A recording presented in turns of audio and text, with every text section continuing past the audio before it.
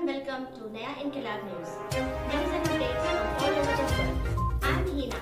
Let's begin with the headlines.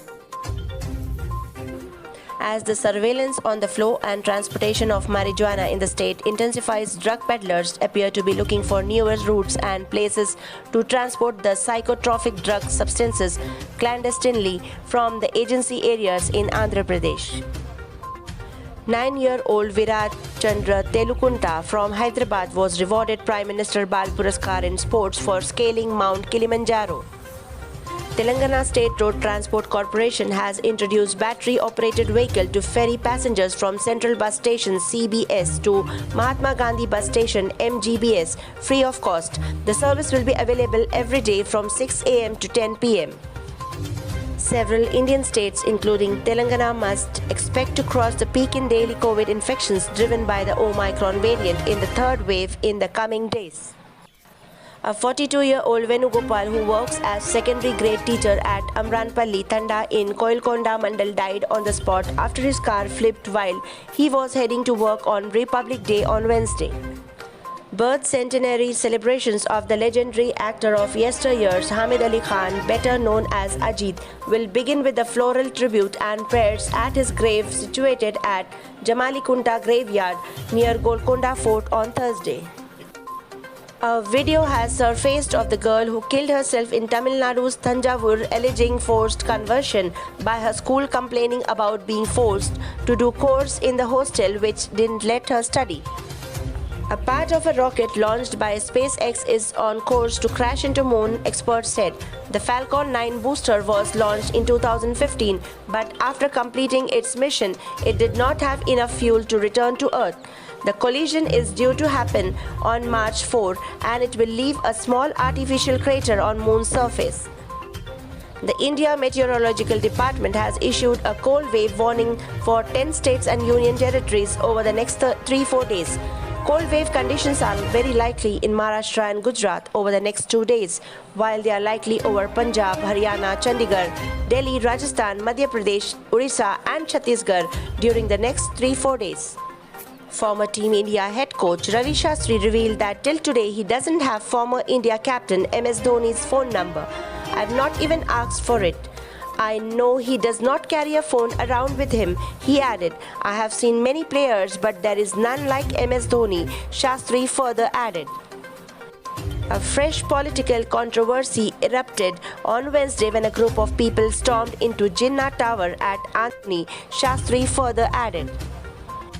A fresh political controversy erupted on Wednesday when a group of people stormed into Jinnah Tower at Andhra's Guntur district on occasion of 73rd Republic Day to unfurl the tricolour, after which they were detained. With 286,384 people testing positive for coronavirus infection in a day, India's total tally of COVID-19 cases rose to 4,371,500, according to the Union Health Ministry data updated on Thursday. The Delhi Disaster Management Authority (DDMA) will be holding a meeting on Thursday to review the COVID-19 situation in the city. The DDMA meeting, which will be chaired by Lieutenant Governor Anil Baijal, is scheduled at 12:30 p.m. and is likely to be attended by Chief Minister Arvind Kejriwal.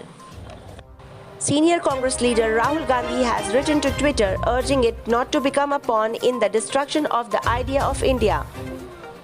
Writing to Twitter CEO Parag Agarwal, he said he wanted to highlight Twitter's unwitting complicity in curbing free and fair speech. Moni Roy and Suraj Nambiar are just hours away from tying the knot in Goa. The pre-wedding festivities had begun in the presence of family members and friends. For a change, the couple will have their Sangeet ceremony after the wedding. One of the songs the duo will shake a leg to is Varun Dhawan's First Class from Kalank. Photos and videos from Haldi and Mehndi ceremonies are doing the rounds. Delhi is likely to witness cold day conditions at isolated places on Thursday, with the city registering a drop of 3 degrees in the minimum temperature at 6.3 degrees Celsius, the weather office said. The Indian government is likely to hand over Air India to the Tata Group on Thursday, nearly 69 years after it was taken from the conglomerate, officials said on Wednesday. A journalist was killed by three men in an incident of road rage on Wednesday evening. The journalist Sudhir Saini, who was on a motorbike, overtook the vehicle in which three persons were seated. Angered over this, the men stopped the journalist and beat him up. Saini was taken to the hospital where he succumbed to injuries. Union Defence Minister Rajnath Singh, who is one of the BJP's star campaigners for Uttar Pradesh Assembly elections, informed that he will be campaigning in Modinagar and Ghaziabad today. West Indies have recalled Kemar Roach, Nkrumah Bonner and Brandon King into the one-day international squad for next month's three-match series against India starting on February 6. Roach from Barbados has been a regular in West Indies test squads. The one-day international squad for next month's three-match series against India starting on February 6. Roach from Barbados has been a regular in West Indies test squads but played the last of his 92 one-day internationals against India at Port of Spain in August 2019.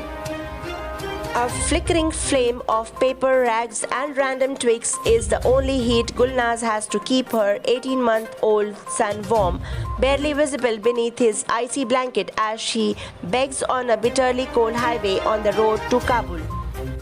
North Korea's flurry of new missile tests, including what it calls hypersonic weapons, has underscored the importance of the country's missile engineers and scientists, a group that is high profile within his government but opaque to outsiders. An India-born priest has been ordained as a bishop in the Church of England at a ceremony held at St. Paul's Cathedral in London on Tuesday. Aged 43, Saju is now the youngest bishop in the Church of England, but not the first of Indian origin, as the current bishop of Bradwell, Bishop John Perumbalat, was also born in Kerala. Gold rates: 22 carat gold rupees 45,900 and 24 carat gold rupees 50,100. Dollar rates: $1 is equivalent to 75.30 Indian rupee. With this, I end up with the headlines. But before that, let me remind you that please don't forget to press the bell icon, like, share and subscribe our channel. Take care.